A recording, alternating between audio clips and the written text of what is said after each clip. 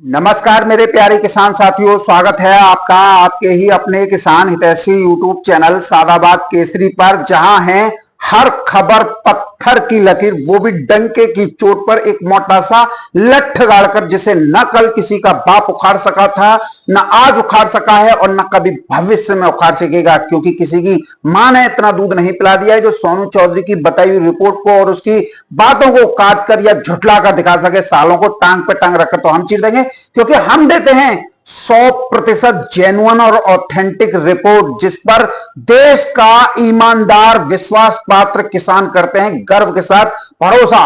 सोनू चौधरी की रिपोर्ट नहीं होती, वरन सोनू चौधरी अपनी ही रिपोर्ट को अंगद के पैर की भांति जमीन में गाड़ देता है, जिसे उखाड़ पाना मंदड़ियों, किसान विरोधी लोगों और उनका एजेंडा चलाने वाले लोगों की बस की बात नहीं है।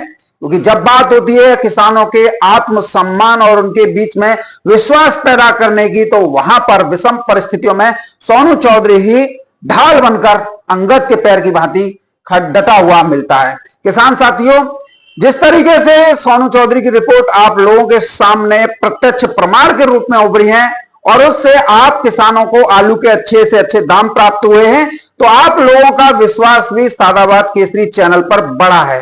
तो ऐसे में आज आपके लिए कुछ महत्वपूर्ण ही नहीं बल्कि धमाकेदार महत्वपूर्ण खुशखबरी से हम रूबरू कराएंगे, क्योंकि इस समय पर कई लोग कोल्ड स्टोरेज बंद होने के अफवाह उड़ाकर आप लोगों से सस्ती दरों पर आलू खरीदने के लिए एड़ी से चोटी तक का जोड़ लगा रहे हैं, ताकि आने वाले दिनों में जो कंडीशन बनेगी उसका वो जो है भरपूर फायदा जो है या लाभ जो है वो उठा सकें। इसके लिए इन लोगों ने एक मोनोपॉलिसी जो है अपना रखी है, यानी कि 10 गाड़ी ये सस्ती दरों पर जो है बिक्री कर देते हैं और उससे किसान के अंदर एक घबराहट फैल जाती है कि भाई आलू के रेट गिर गए। और इसी के बहाने चाहे व्यापारी हो, कोल्ड स्टोरेज मालिक हो, मैनेजर मुनीम या मंडी में बैठते हुए आड़तिया, वो सब अगली 100, 150, 200 गाड़ियों को वो सस्ते दरों पर खरीद कर आप लोगों से महंगी दरों पर बेचकर लाभ उठा लेते हैं। लेकिन आप लोगों के हाथ क्या आता है? सिर्फ डर और घबराहट। और इसी में आप लोगों को उलझाकर ये लोग जो है रखते हैं, ताकि आप लोग आलू जल्दी से जल्दी निकाल दें और ये उस आलू को अपने हाथों में लेकर फिर उस पर जो है एक अच्छा खासा मोटा मुनाफा जो है अर्जित करें।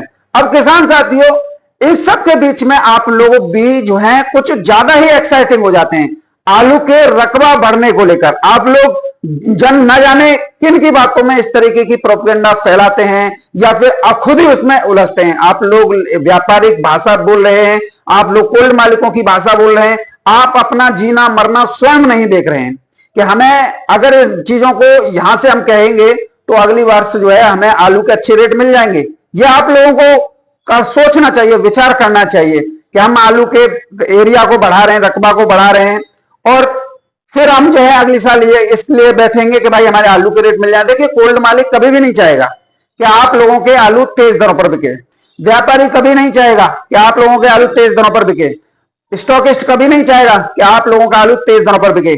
इसीलिए ये जो है हर साल नया शिगुफा जो है छोड़ते रहते हैं और हर साल का नियम है कि रकबा बढ़ गया, ये हो गया, वो हो गया। अब देखिए, कोल्ड मालिकों को सबसे ज्यादा फायदा इसी में होता है। रकबा बढ़ गया, किसान भी हल्ला मचा रहे हैं, न जाने आताल पाताल की बातें कर रहे हैं। रकबा बढ़ गया तो इससे कोल्ड मालिकों को सबसे बड़ा बेनिफिट ये होगा कि उन्हें अगले वर्ष जब खुदाई होगी तो किसी भी किसान को उन्हें लोन या वारदाना नहीं देना पड़ेगा। व्यापारियों का फायदा इस वजह से है क्योंकि वो हल्ला इस वजह से उड़ा रहे हैं ताकि उन्हें जो है खेतों से लेकर कोल्ड स्टोरेज सस्ती दरों पर आलू बिक्री मिलेगा, तो वो महंगी दरों पर बेचकर मुनाफा कमाएंगे। यही स्टॉकिस्ट का हाल है, वो भी सस्ते की जुगाड़ में बैठे हुए हैं। तो ऐसे में हर समय रकबा बढ़ गया या ये हो गया, चलते फिरते उठते बैठते या यूट्यूबरों पर दबाव बना के कि तुम बोलो, भाई कैसे बोल रहे हैं जब रकबा बढ़ा ही नहीं है? क्योंकि एरिया हर साल कम हो रहा है, कोई बढ़ नहीं रहा है। कोई यूट्यूबर कुछ भी कह रहा था वो व्यापारिक भाषा जो है बोल रहा है। मेरे हिसाब से आप देखेंगे, देखिए औद्योगिकरण में जमीन जा रही है, प्राधिकरण बन चुके हैं, हाईवेज में जमीन जा रही है, ग्रीनफील्ड एक्सप्रेसवे में जमीन जा रही है, एक्सप्रेसवे में जमीन जा रही है, रेलवे कॉरिडोर में जमीन जा रही है, लॉजिस्टिक पार्क्स में जमीन जो है जा रही है। तो फिर जब इतनी बड़ी तादाद में जो है क्षेत्रफल सरकार जो है जमीनों का अधिग्रहण डेवलपमेंट के लिए कर रही है, इंडस्ट्रियल डेवलपमेंट के लिए, तो खेती की जमीन तो अपने आप ही कम शॉर्ट होती जा रही है। तो उसमें कहां से रकबा बढ़ गया? ये आप लोगों के बीच में एक स्थिति बना दी है कि आप लोग इससे आगे नहीं जा पाते। अब देखिए सीधी सी बात है, जब आप इसी चीज में हिलके रहते हैं, मान लीजिए मैं एक छोटी सी बात कह रहा हूं, आप लोग हल्ला मचाना, खूब हल्ला मचाइए, लेकिन इसमें आप लोगों का ही नुकसान होना है। आप ये देखिए कि 4% रकबा बढ़ गया, आप खुद खुल्लम खुल्ला चिल्ला रहे हैं 4-5% रकबा बढ़ गया। तो जैसे ही फरवरी में आलू की या मार्च में आलू की खुदाई होगी, तो मान लीजिए जो सर्दी पड़ती है, बीमारियां आती हैं, या फिर जो है एक ऐसा कल्चर होता है कि जिसमें कभी बारिश हो जाती है तो कभी नहर रजवाए फूट जाते हैं, तो जो तो आपका 4% बढ़ा है एरिया, वो वहीं की वहीं खत्म हो गया। लेकिन आप ये देखिए जो इस साल का और उस साल का तो समान हो गया ना, फिर कैसे रेट बढ़ जाएंगे? फिर कोई न तो आप लोगों को लोन देगा, न ही बारदाना देगा, और न ही कोई आप लोगों को अच्छी कीमतें देगा आलू की। फिर आप लोग बजाते रहना ठुल्लू, और फिर यूट्यूबरों पर दोष मरते रहना कि वो ये कर रहा है, कि वो ये कर रहा है, और खुद यूट्यूबर भी एक दूसरे पर कॉन्ट्रीब्यूशन करते हैं। तो ऐसे में नुकसान सिर्फ आप लोगों का ही होता है। तो ऐसे में आप थोड़ा विचार किया कीजिए कि आप बोल क्या रहे हैं, किस भाषा का प्रयोग कर रहे हैं। क्या ये भाषा आप लोगों को फायदा दिला सकती है? जब आप इस चीज का विश्लेषण करेंगे कि फायदा तो नहीं, हमारा ही नुकसान हो रहा है, तो फिर आप इस तरीके की वाहियात बातें करने का आप लोगों का औचित्य क्या है? आप ये भी ध्यान रखिए कि जो कोल्ड स्टोरेज है, उन्हें जो लाइसेंस मिलता है वो राष्ट्रीय बागवानी बोर्ड के अनुसार जो है लाइसेंस जो है मिलता है। और उसके लिए, क्योंकि फसल जो भी हमारी है, चाहे वो फ्रूट्स हैं चाहे वेजिटेबल्स हैं, उनको एक लंबे समय तक सुरक्षित रखने के लिए इस योजना के अंतर्गत जो है, जो बैंक हैं वो कोल्डों को जो है लोन मुहैया कराती हैं 1.5% ब्याज पे, जिससे सरकार को यह फायदा होता है कि जो किसान अपना जो भी प्रोडक्ट है, वेजिटेबल्स हैं या फ्रूट्स हैं, तो उनको जो है लंबे समय तक सुरक्षित रखेगा, तो उसे दाम भी अच्छे मिल जाएंगे, और जो बेकदरी जो है फ्रूट्स की और वेजिटेबल्स की होती है वो भी बच जाएगी। तो ऐसे में कोल्ड स्टोरेज मालिक कोई अपने घर से लोन या बारदाना आप लोगों को नहीं प्रोवाइड कराता है, वो सब बैंकों से लाके देते हैं, और एक निश्चित समय पर उनको जो है लौटाना होता है। तो ऐसे में यदि आप इस तरीके की वाहियात बातें करोगे, तो कोल्ड मालिक क्या है, लोन तो वो उठाएंगे, लेकिन वो सिर्फ अपने उसमें रखेंगे, ना कि आप लोगों को देंगे। आप लोग बस मजदूर बनके या उनके पैरों की धूल बनके उनकी गुलामी करते रहना, इससे ज्यादा आप लोग कुछ नहीं कर पाओगे। ये एक तरीका है कि आप लोग अगर इस चीज को, मैंने कई वीडियोस देखी, कई बातें देखी, कोई 1% बता रहा है, कोई 3% बता रहा है, ये सब व्यापारिक परिभाषा में आती है। आप क्या सोचते हैं, क्या अगर हम इस तरीके से हल्ला मचाएंगे कि आलू ज्यादा लग रहा है, तो दूसरा किसान नहीं लगाएगा? वो तुमसे भी ज्यादा चालाक पड़ा है, क्योंकि जिसे आलू की फसल करनी है वो रोके नहीं रोकेगा, वो हर कीमत पे आलू लगाएगा। आप इस चीज को देखिए, पहली बारिश में भी आलू की बुवाई बर्बाद हुई। पहली बारिश जो सितंबर में हुई थी, उसके 20 दिन बाद फिर दोबारा किसानों ने आलू लगाना शुरू कर दिया, रोके। दोबारा बारिश हुई तो दोबारा दूसरी बुवाई भी प्रभावित हुई, यानी कि फिर दोबारा से जोतनी पड़ी। फर्रुखाबाद, कन्नौज में आपने देखा, इंदौर में देखा, भोपाल, शहडोल, होशंगाबाद में देखा, तो दूसरी भी बुवाई जुताई हुई। फिर भी किसानों ने अब तीसरी बुवाई कर रहे हैं। इस समय पर आप कानपुर मंडी की लगातार वीडियो देख रहे हैं कि वहां पर बीजा आलू की जबरदस्त मांग देखने को मिल रही है। बीजा आलू जो पहले 13-14 रुपए किलो पे आ गया था, वो फिर दोबारा 17-18 रुपए किलो तक या 19 रुपए किलो तक पहुंच गया। तो ये कैसे पहुंचा? क्योंकि जिस किसान को आलू लगाना है वो लगाएगा, वो कभी मानेगा नहीं। इसीलिए आप अपने दिमाग से ये निकाल दो कि हम जो कह रहे हैं कि ज्यादा रकबा बढ़ गया, तो इसमें नुकसान ना कोल्ड मालिक का है, ना व्यापारी का, ना मैनेजर का, ना मुनीम का, आप लोगों का नुकसान है। कहां बढ़ गया रकबा, मुझे बताओ। आप लोगों में इतना सेंस है कि अभी जो भी हमारे आगरा के आसपास के रहने वाले हैं, आगरा से अलीगढ़ के बीच में, आगरा से अलीगढ़ के बीच में एक नया हाईवे निकल रहा है, ग्रीनफील्ड एक्सप्रेसवे। कितनी जमीन जा रही है, और इसके आधार पर अभी आपने देखा होगा यमुना एक्सप्रेसवे विकास प्राधिकरण, उसने जो है ग्रेटर आगरा के लिए एतमादपुर का पूरा एरिया जो है खंदौली तक का वो करने लग गया है, मतलब अधिग्रहण हो रहा है। उसके बाद में फिर जो है अर्बन सेक्टर विकसित होगा, उसके बाद में राया हेरिटेज बनेगा, उसके बाद में ये होगा, यानी कि बेशकीमती जमीन तो हमारी जा रही है। और फिर हम अल्लाह मचाने के बढ़ गया रकबा। कौन से एरिया में बढ़ गया? इधर गंगा एक्सप्रेसवे निकल रहा है, वहां एक प्राधिकरण बना दिया, गंगा एक्सप्रेसवे विकास प्राधिकरण, इंडस्ट्रियल एरिया, लॉजिस्टिक हब। तो फिर ये स्थितियां, ये पागलपंती क्यों आप लोग करते हो? क्या कोल्ड मालिकों की भाषा या व्यापारियों की भाषा बोलने से आप लोग आलू के वर्ष 2026 में अच्छे दाम ले लोगे? कतई नहीं लोगे। तो ऐसे में जो चीज है उस पर ज्यादा फोकस किया कीजिए, उस पर जो थोड़ा दिमाग भी लगाया कीजिए कि भाई जो हम कर क्या रहे हैं, और हमें करना क्या है और कर क्यों रहे हैं, तो इसमें नुकसान किसका है, तो इस पर आप विचार कीजिए, क्योंकि ये बहुत आप लोगों के लिए जरूरी है। दूसरा किसान साथियों, आप लोगों को एक महत्वपूर्ण जानकारी भी दे देता हूं। पश्चिम बंगाल में आलू की जो है ब्रांडिंग ज्यादा हो रही है, यानी कि ओवर, यानी कि निकासी ज्यादा है, बताई कम जा रही है। अब जब ये स्थितियां हैं तो फिर आसाम के लिए आलू क्यों नहीं जा रहा है पश्चिम बंगाल से? बीते 6 दिन से देखो, आपका पश्चिम बंगाल का एक भी यूट्यूबर ये चीज नहीं बता रहा है, ना उत्तर प्रदेश के बता रहे कि पश्चिम बंगाल से आसाम या नॉर्थ ईस्ट के लिए आलू जाना बंगाल से जो है बंद हो गया है। बस क्या है कि दाम गिर गए, लेकिन ये नहीं बता रहे कि वहां क्या स्थितियां।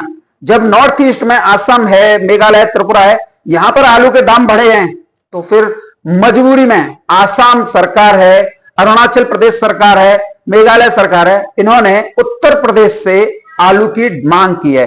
अब उत्तर प्रदेश से नॉर्थ ईस्ट के राज्यों में जाने के लिए ट्रांसपोर्ट फैसिलिटी अवेलेबल तो है, लेकिन कॉस्ट ज्यादा आती है। तो ऐसे में वहां की तीनों चारों सरकारें, क्योंकि वहां पर क्या है, 7 सिस्टर, 7 राज्य हैं, तो 7 सिस्टर के नाम से आप जनरल नॉलेज भी पढ़े होंगे, तो वहां पर आपको 7 सिस्टर बोला जाता है इन राज्यों को। वहां के मुख्यमंत्री ने केंद्र सरकार से इसमें हस्तक्षेप की मांग की है, जो कि आपके रेल मंत्री हैं किसान साथियों, और शायद नाम मैं भूल रहा हूं, लेकिन उन्होंने 8 रैक आलू की रैक की मंजूरी दे दी है।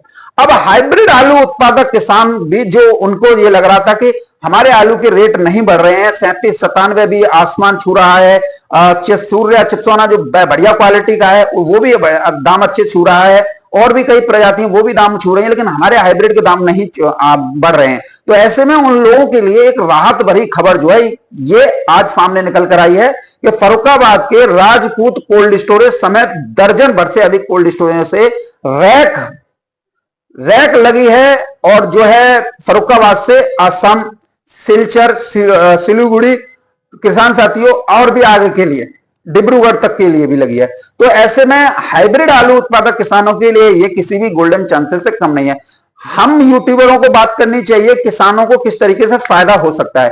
हमारी ये नियति नहीं है कि हम जो है व्यापारिक भाषा बोलें या कोल्ड मालिक भाषा बोलें या आड़तियों की भाषा बोलें। ये जो भाषा बोलते हैं वो उनसे जो है फंडिंग ले रहे हैं। हमारा किसान स्वावलंबी बने, हमारे किसान को ये जानकारियां प्राप्त हो, इसीलिए सोनू चौधरी बैठा हुआ है। अब आज की जो ताजा खबर है इसे किसी भी यूट्यूबर ने नहीं बताया, जबकि ये रिपोर्ट वैभव शर्मा के पास भी थी, रिपोर्ट जो है पूर्वांचल के यूट्यूबरों के पास भी थी, और थी विकास गौड़ के पास में, लेकिन किसी ने इस पर ज्यादा ध्यान देना उचित नहीं समझा, क्योंकि सबका मेन मकसद इस समय पर क्या है कि किसानों को जानकारी मत दो। क्योंकि अगर किसानों को इस तरीके की जानकारी की रैक लग रही है या वो लग रही है, तो जो हमारा एजेंडा है कोल्ड स्टोरेज खाली कराने का या कोल्ड मालिकों को कोल्ड खाली करने का, उस पर जो है रोक लग जाएगी। अब किसान जो है फिर आलू की बिक्री नहीं करेंगे। ये सब इसी उद्देश्य से जो है इस तरीके की बात, क्रियाकलाप या बातें जो करते हैं। अब देखिए किसान साथियों, इसमें जब असम के लिए आलू का एक्सपोर्ट हो रहा है, या 7 सिस्टर यानी मणिपुर, त्रिपुरा, अगरतला और अरुणाचल के लिए, तो जब रैक मंजूर हुई है तो इसको बताने में यूट्यूबरों को क्या हर्ज है? अब बताइए, अब आप लोग इससे सोच लीजिए ये कितने बड़े आप लोगों के हितैषी हो सकते हैं कि लोगों के मुंह से ये तक नहीं निकला कि भाई असम के लिए रैक लोडिंग जो है फर्रुखाबाद से हो रही है, और कन्नौज से भी एक रैक मंजूर हुई है, आगरा से भी रैक मंजूर हुई है।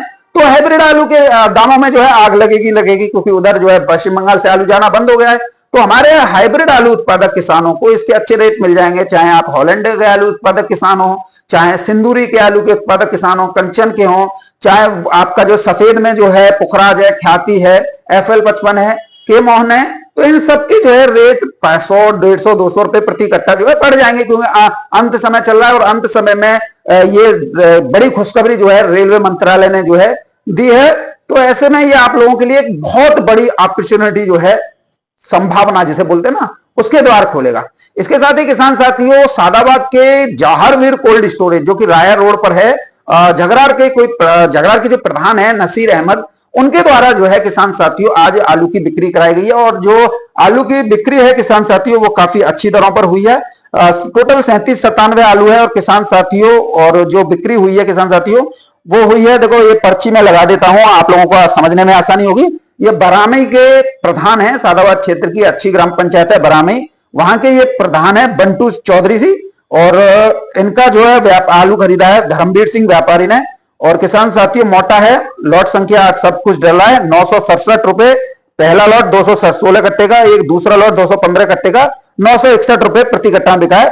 बीपी मार्का वाला आलू है और एक गाड़ी का सौदा किसान साथियों ये हुआ, 2 लॉट 961 से लेकर 967 रुपए प्रति कट्टा में जो है बिक्री हुए हैं। तो ये इस बात पर मोहर लगा रहे हैं कि आलू में कोई गिरावट नहीं है, बशर्ते खरीदने वाले में दम होनी चाहिए। क्योंकि बहुत व्यापारी जो हैं या तो दम तोड़ चुके हैं या फिर मैदान से हट चुके हैं या फिर सस्ती दरों पर खरीदने के लिए एड़ी से चोटी तक का जोड़ लगा रहे हैं ताकि बाद में जाके मुनाफा कमाया जा सके। तो ऐसे में ये चीजें आप लोगों को समझनी होगी, क्योंकि 10 गाड़ी के रेट गिरा के बता दिए तो किसानों में घबराहट मच गई और फिर 100 गाड़ी किसानों से सस्ती दर खरीद कर मोटी दरों पर जो है बेच देंगे। तो ये प्रोपेगेंडा जो है इस समय पर पूरे देश भर में चल रहा है।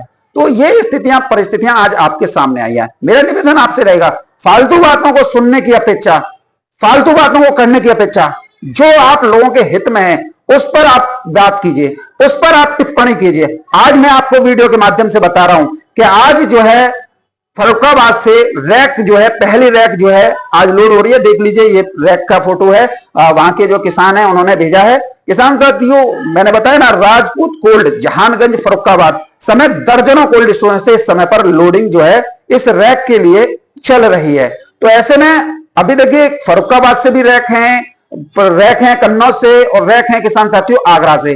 तो ऐसे में हाइब्रिड आलू उत्पादक किसानों को थोड़ा पेशेंस रखना होगा, क्योंकि ज्यादातर अगर हम देखते हैं कि जिस तरीके से 37-97 सौदे 961 से 967 के दरमियान हो रहे हैं, तो हाइब्रिड आलू उत्पादक किसानों को लगता है कि हमारे दाम क्यों नहीं बढ़ रहे। तो ऐसे में अब ये बाहरी राज्यों को जब आलू रैक के माध्यम से जा रहा है तो उनके आलू के रेट में भी 100, 200, 250 जो भी हो वो जो है इजाफा होगा और सबको आलू के अच्छे रेट मिलेंगे। धैर्य एवं संयम बना के रखना ही सबसे ज्यादा इस समय पर आप लोगों के लिए आवश्यक मेरी नजर में है। बाकी अगर आप घबराहट में जी रहे हैं तो आप कुछ भी कर सकते हैं। मैं शुरुआत से आप लोगों से न तो आप लोगों को आलू बिक्री करने की सलाह दी, जैसे वैभव शर्मा, विकास गौड़ या और कहते रहते हैं, नहीं मैंने आप लोगों को कभी आलू रोकने की बात कही कि भाई आप आलू रोके चलिए। मेरा कहना यह है कि धैर्य बनाकर, संयम बनाकर रखिए, आप लोगों को आलू के अच्छे रेट जो है प्राप्त हो जाएंगे।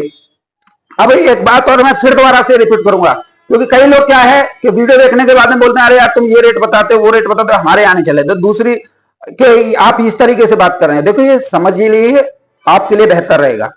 आलू हमेशा क्वालिटी क्वांटिटी पर बिकता है। अगर उसकी क्वालिटी अच्छी है, मार्केट की डिमांड के अनुसार है, तो व्यापारी उसे 967 या 1000 रुपए प्रति कट्टा भी खरीद रहे हैं। जब मार्केट के अनुसार क्वालिटी नहीं है, क्वालिटी हल्की है या कुछ भी है, तो उस अनुसार जो है खरीद रहे हैं। जैसा कि आज जो है आपने वैभव शर्मा की वीडियो में देखा होगा, लाइव में आकर काफी अच्छी तरीके से समझाने का किसानों को प्रयास किया है। अगर फिर भी किसान नहीं समझते हैं तो मेरी नजर में फिर वो किसान नहीं, फिर तो वो हैं जो आलू बेच चुके हैं और मौज मस्ती चैनलों पर जो है काट रहे हैं। तो ऐसे में यदि आप लोगों के पास में आलू रखा हुआ है तो फिर आलू को अच्छी दरों पर बेचने के लिए प्रयास कीजिए, क्योंकि इस समय पर सालगी सीजन भी चल रहा है। तो आलू डिमांड में पुराना ही आएगा, न कि नया। और नया आलू का आप देख रहे हो अभी कोई प्रेशर नहीं है। प्रेशर नए आलू का जब होता है जब निचले स्तर की लोकल मंडी में रहने वाला हूं खंदौली सादाबाद का, यहां पर नया आलू जब आएगा तब मानेंगे भाई प्रेशर। अभी तो यहाँ पर पुराना आलू ही चल रहा है और पुराने की ही डिमांड है। नया आलू पिछली साल अगर हम 2024 की बात करें तो इन दिनों में भरपूर मात्रा में खंदौली सादाबाद में आलू नया मार्केट में था। तो अब इस समय पर क्या है कि नया है नहीं, पुराने की डिमांड है, तो पुराना भी जो है आसमान छू रहा है। अब भैया देखो हल्की क्वालिटी है, धान के खेत के हैं या फिर तमाम ऐसे वो आ जाते हैं, तो उसमें जो है थोड़ी दिक्कतें जरूर आती हैं। लेकिन फिर भी यदि आप थोड़ा संयम बरतें, धैर्य रखें, तो आलू के अच्छे रेट ले सकते हैं। बाकी मौज मस्ती का जिन्होंने आलू बेच लिया है सस्ती दरों पर या अच्छी दरों पर, तो वो चैनल पर तो मौज लेंगे, चाहे वो मेरे पे लें चाहे किसी के पे लें, लेकिन थोड़ा पेशेंस रखिए, धैर्य